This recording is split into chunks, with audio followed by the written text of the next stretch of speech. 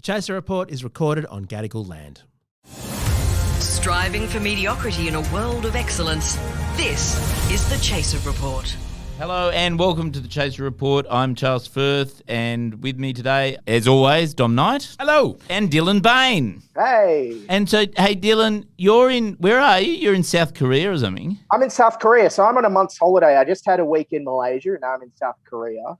And what was great in Malaysia was ScoMo getting censured was all on the news in Malaysia. They're Really? like, see, other countries are as dodgy as us. Oh, yeah, it was big news there. You're lying. No, it was ScoMo getting censured was on the nightly news in Malaysia. That is bizarre. This is a country that's just had a massive political crisis, and then they had to eventually put Anwar Ibrahim, the guy that got locked up for those trumped-up sodomy charges, the biggest political news in years, and they had time for Scott Morrison getting censured. They must really hate the guy. Yeah, well, they're like, see, other countries have corrupt leaders as well. We're normal. Yes, of course. And also, Malaysians don't really like Australians, do they? I mean, or is that a racist thing to say? Well, certainly not in the days of Keating and the recalcitrant. Yeah. That was a Mahathir. Yeah. No, I think today they do. So they're all very friendly. They like us going over there on holidays. That's for sure. Spending money. Oh, that's nice. Okay, good. Well, that's good. Maybe. Good on you for doing so. Yes. So, so Dylan, you, as always, have done an enormous amount of work to sort of bring us a year in review. Because you, of course, do the Newsfighters podcast each week, and Correct. You sort of collect footage just from everywhere. It's the most comprehensive coverage of basically any commentator in the country, isn't it? Thank you. Yes. No, I also do it for work. Like I've picked up a bit of work this year finding clips for TV shows, which has been a lot of fun. So I've been all over the news this year finding lots of funny clips, and I thought I'd bring, as I did last year, a dozen or so in that I thought were some are hilarious and some are insightful. Ooh, okay. So we've got insightfulness. That's very. If you need clips for anything, Dylan is your man. Yes, that's right. Get him on Thank board. you, yes. Mr. Clips. Okay, so where do we start? All right. Well, I reckon. What's topical at the moment, of course, is Albo's got COVID again. Again. What's funny is he's been traveling all around the world the last 6 months, and where does he get COVID? In Canberra at his office or down at the pub.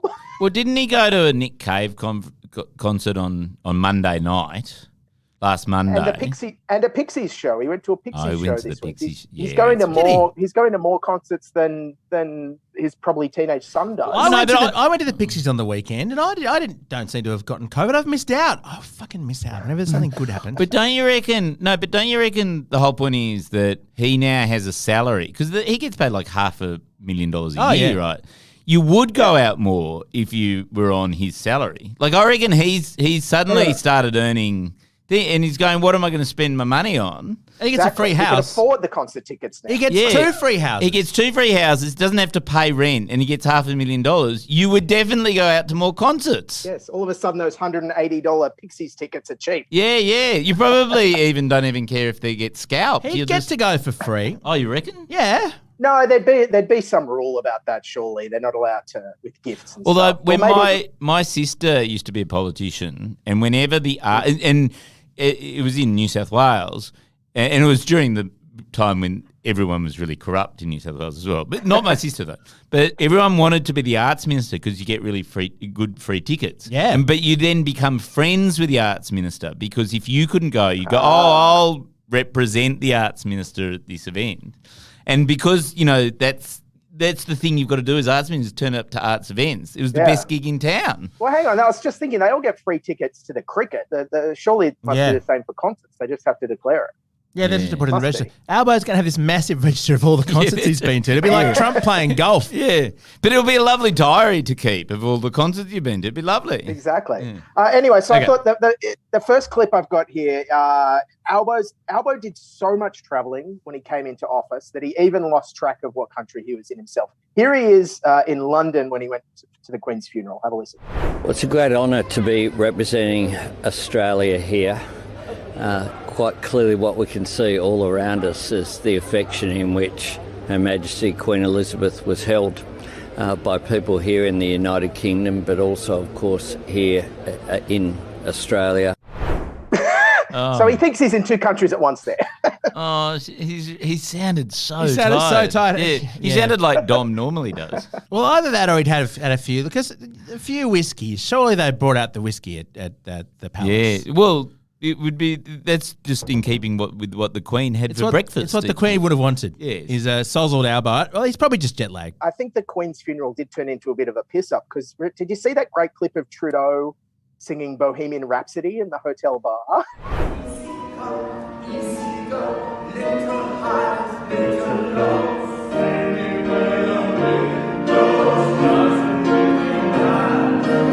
Oh my God. What? Yeah, like all the dignitaries from all around the world were just getting drunk in the hotel bars. Trudeau was singing Bohemian Rhapsody. I'm sure he smashed it, and then Albo got up after him and just did this very bad version of Billy Bragg. But speaking of Trudeau, actually, we've had so many prime ministers that even Trudeau can't keep up with the name of our current prime minister. Have a listen. The Canadian prime minister appeared to forget who he was. It's a real pleasure to be meeting with a great progressive leader. After several excruciating seconds, Justin Trudeau almost got it right. With Tony and all our friends in Australia. When in doubt, just call the Australian Prime Minister Tony. Yeah. We've had more Tonys than female prime ministers. That's terrible, but true. And speaking of Albo having COVID, of course, COVID's still been around this year. Still quite a few people getting knocked around by it. What's interesting now, I'm on holidays in Asia. Everyone's wearing masks everywhere, all the time, everywhere, non-stop. Really? Is there something happening over there? No, it's just the culture. The culture is there some one of those bird flus that they're worried about? Indoors. Is there some disease we haven't heard of? They haven't stopped the mask wearing the last 3 years. Everyone's still wearing masks, indoors, outdoors, everywhere. You name it. Dominic Perrottet wouldn't like that. Why do they bother doing that? I mean, their transmission rates are way lower than Australia's. That's true. Yeah, wonder why that is. Aren't they enjoying the freedom of not having to have the minor inconvenience of putting a mask on? One of the things I loved, though, was when Victoria was getting rid of the mask mandate, the health minister, Marianne Thomas, had this piece of great advice, talking up how important mask wearing is. I made a decision based on the advice that I had received that further mandating of masks was not the most effective way to get the message out about the importance of mask wearing. So basically she's saying telling people not to wear masks is how you inform them of the importance of wearing masks. Crystal clear. I want a mask that says wear a fucking mask on it. Moving on, I think that my favourite zinger of the year probably came from Adam Bant. I don't, just for context, this was after Albo stuffed up not knowing the cash interest rate on the campaign trail. No, it was the unemployment rate that he the unemployment rate, yes. And just very quickly, talking of abject fact-checking exercises, you said in the speech that wages growth wasn't going particularly well. What's the current WPI? Well, Google it, mate. I mean, it's not often you use the words Greens leader and funny in the same sentence, but that was pretty good. Of course, Labor won the election, and one of the favourite things I loved was Sky News didn't handle it very well. Here's some of their reactions the day after the election. The Albanese government will change this country in ways that you will find will be a terrible, terrible tragedy. The next 3 years are going to be really tough. All those manufacturing jobs, they'll just disappear. No petrol or diesel vehicles after 2030. 3 disastrous and incompetent years of a Teals-led Labor government where Parliament obsesses over woke identity politics, climate and Indigenous issues as the economy grinds to a halt under their watch. We are going to have identity politics on steroids. What we're now going to see is the very same racist policies that are destroying New Zealand now being brought to Australia to destroy Australia. Because it's so obvious where this is going, philosophically. It's moving ultimately to an official apartheid. Now we are faced with 3 years of hardcore left-wing government that will destroy the fabric of this nation. We will see our living standards crushed, our livelihoods damaged, our cultural institutions devastated, our kids' future prosperity decimated. Just see the insanity of it, and it just makes me so angry because this country is better than that. A little bit alarmist. I really admire them, to be honest, in their consistency with that, because that's the sort of perspective you only get. Like, the nation has just overwhelmingly said, we want major change. We want Teals, we want Greens, we want Labor.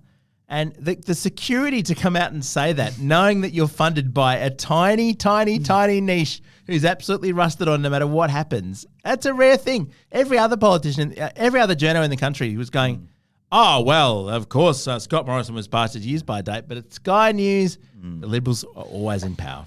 But it's also interesting because, like, Albo had given none of that.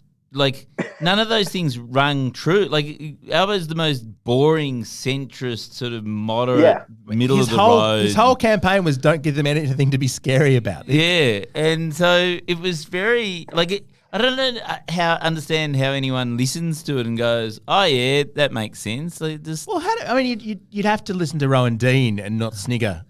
Which I always find difficult. I mean, this is Albo even completely ducked any identity politics sort of thing. Like, it's the opposite of identity politics on steroids. Like, every time he got asked a question, he just went, oh, I don't really know that. And just remind me how many mines they've closed since taking office and radically re-engineering the economy. How's that going? Yeah. Exactly. The 18 new mines that they've opened in Queensland, you know.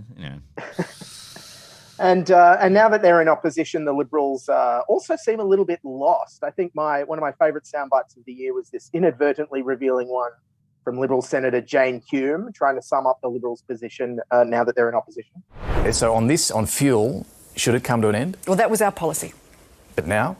And it is our policy. It was our policy. Well, we don't have policies. We're in opposition. We're not in government. Well, you do. We don't have policies. Yeah, there's no policies. If their point was we've got nothing, I think that really was accurate at that point. Now, they've now got a kind of vague suspicion about the voice. Yeah. I think that's the only thing they're doing at the moment, is just being a little bit uncertain. But again, Albo hasn't actually said what it is, so it's very hard to oppose something you don't actually know what it involves at all. So, well played, Albo. It was a fun campaign. I know you guys had fun following the campaign. The media... the way the media works with the campaign, they're basically shuttled around on buses to photo ops. And I feel like ScoMo, remember he got yelled at by pensioners in the pub and by uni students who go to the pub and get yelled at. After that, they tried to dial it down a bit and make it a lot more lower risk. And so they took the media to a fishing shop, like a fishing and outdoors shop. But of course, the main reason they did that was just to try and get the media to have all these great puns about ScoMo being at the fishing shop. Here's a supercut of some of them. The Prime Minister fishing for votes. Today he's fishing for votes. Scott Morrison hoping to lure more Australians to vote for the coalition. The New South Wales Central Coast, Mr Morrison hoping voters take the bait. Winning over the public can require a bit of bait. Hoping voters would be taken hook, line and sinker by his announcement. By casting $20 million. Casting for the votes of weekend warriors. Although he wasn't keen to be on the hook for any questions on the pledge. Yes, good job, media. I feel like every single person in that clip should be asphyxiated and gutted. Like a fish. The Chaser Report. News a few days after it happens. But speaking of puns, that wasn't as bad as the most puns in a single news report during the campaign trail came from Channel 9 Melbourne when Josh Frydenberg was controversially endorsed by the head of Guide Dogs Victoria. Do you remember that? Channel 9 squeezed the most puns into a single story. I cut them all together. Have a listen. Dog puns. Politics is a dog-eat-dog world, but the Guide Dogs Victoria CEO, Karen Hayes, now on a short leash after she publicly backed member for Kooyong, Josh Frydenberg, for re-election. And no amount of puppy dog eyes can spare the organisation, the ire of the charity regulator. The Treasurer says critics are barking up the wrong tree. Winning Kooyong will be no walk in the park for Josh Frydenberg. Nipping at his heels, independent Monique Ryan, an underdog who could soon be top dog. Wow. Oh, my God. I think there's some journos there who, need to get put to sleep. Just, just gently, respectfully. They should be, at the very least, they should be ashamed and in the kennel house, or whatever it's called. Dog house. Yeah. A dog house, yeah. Yeah, I don't know, maybe they didn't use. They worked like a dog on those puns. Moving on, Dylan. Moving on. Personally, for me, the single dumbest thing I heard on the campaign trail was this quote from John Howard. Scott Morrison, a man who's demonstrated a mastery of the detail of government. No, to be fair, I think he's lost it. His understanding of the regulations by which people can get appointed to multiple ministries is unparalleled. Yes. Even John Howard didn't think to do that. He would have loved it. Can you imagine if Howard had secretly taken Peter Costello's job? Oh. That would have been absolutely delicious. It's good to see John Howard around on the campaign trail. That makes me so nostalgic for all the days we used to chase him in the morning. It hasn't been the same since. I miss those days. You can always tell that the Libs are on the nose because they crack open the John Howard. Like, that's the emergency procedure. The Liberal Party's go-to emergency procedure. Just bring out the one guy you really like. Get John Howard off the shelf and just wind him up and watch him run off. All right, just quickly before we go, of course, the biggest news story of the year was, I don't know if you remember, the Queen died. Oh, that little thing. Really? Yeah. Yeah, I missed that. I was working on a TV show at the time, so I went through all the footage. I could find hundreds of hours of. I set up my TV recorders, recorded 24/7, and what was great was the media wanted wall-to-wall coverage, but there was nothing to cover, so they just vox popped people endlessly. Of course, vox pops, great source of comedy, as you guys remember. You guys used to do a lot of them on the show. Here's some great ones. Some people were. Their emotions didn't quite match the gravitas of the situation. They seemed a little bit excited to be part of history with the Queen dying. Really excited, but really sad. We freaked out when we found out that the Queen died, honestly. Literally stopped on the corner and screamed about it for 5 minutes. Yeah, it was crazy. She lived a pretty awesome life, didn't she? You have to celebrate these things because now hopefully she has gone to heaven and she will hopefully have a happy time. Oh. That's very sweet. I mean, the sheer shock when a 96-year-old woman passed away suddenly and unexpectedly. Too soon. I must say, though, I would have loved to be. I hope we get it leaked one of these days. The fly on the wall when Liz Truss found out that it was just a couple of days afterwards. Because wouldn't you have thought, oh, fuck, I gave her COVID, wouldn't you? I thought it was Novichok. There's footage of Liz Truss in the House of Commons being handed a note.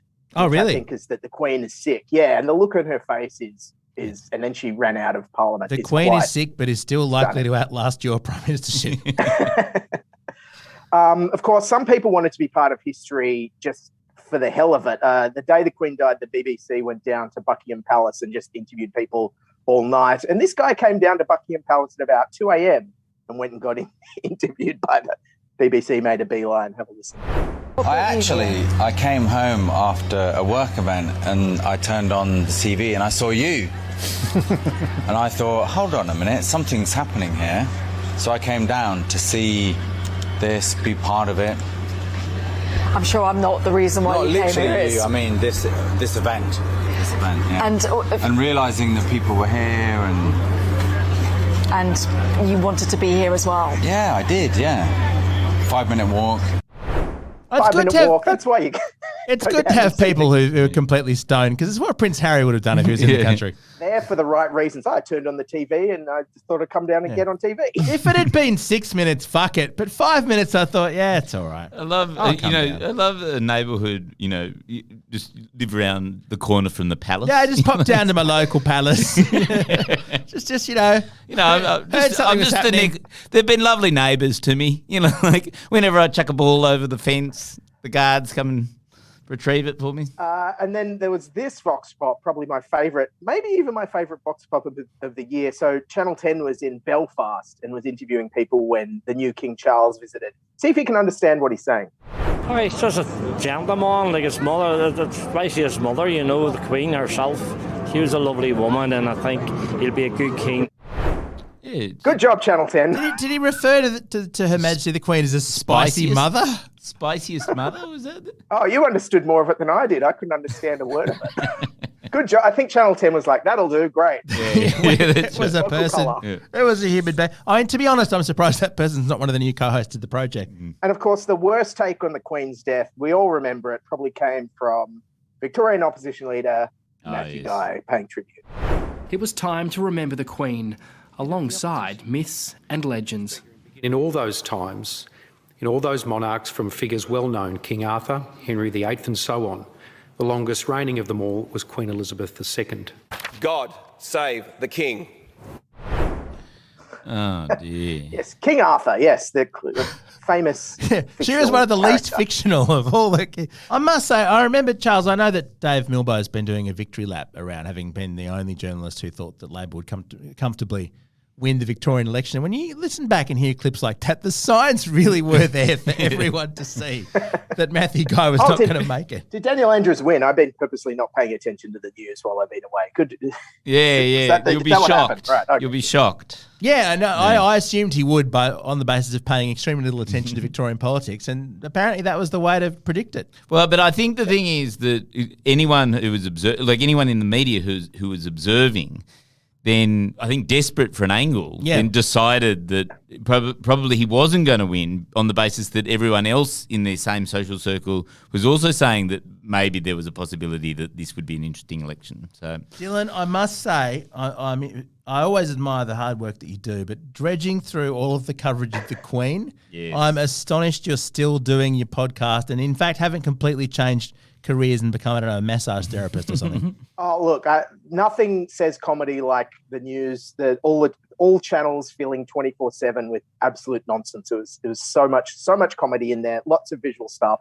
And I'm putting a lot up on, if anyone's curious, I'm over on the Newsfighters Twitter at NewsFightersPod, putting up a clip a day from the year. It's like a advent calendar of the year's funniest news clips. So if you want more funny clips, fewer more visual that I couldn't play here being a podcast. So do you put them? Put them up on Instagram as well? No, I should, but more the Twitter. I think more the Twitter. Okay. Follow Newsfighters on all the social platforms. Because I must say I follow you on Instagram. I'm not sure. You can't schedule Instagram. See Twitter. I just schedule and go on holidays. Can you schedule Instagram? I could have scheduled them all. I should have done that. So what's the Twitter handle? At NewsFightersPod. And I've got 2 year in review episodes coming out this month. One with Beck Melrose and one which is just all the funny clips of the year and all the big stories. So check that out on your podcast feeds. Oh, I'm looking at the feed now. Yes, it looks very entertaining. It looks great. And you've got some boneheads, which don't work for this podcast, but perfect. Oh, some great boneheads, yes. Yeah. And whatever the people dancing around on Studio 10. The Studio 10 That's looks quite fantastic. extraordinary. Daniel, Dylan, you're a national treasure. Thank you so much. Thanks for having me, guys. All the best. Happy New Year. Yes, you too. Enjoy the rest of your holiday. Crappy new news clips. Cheers. Thanks, guys. Our gear is from Rode. We're part of the Acast Creator Network. See you later.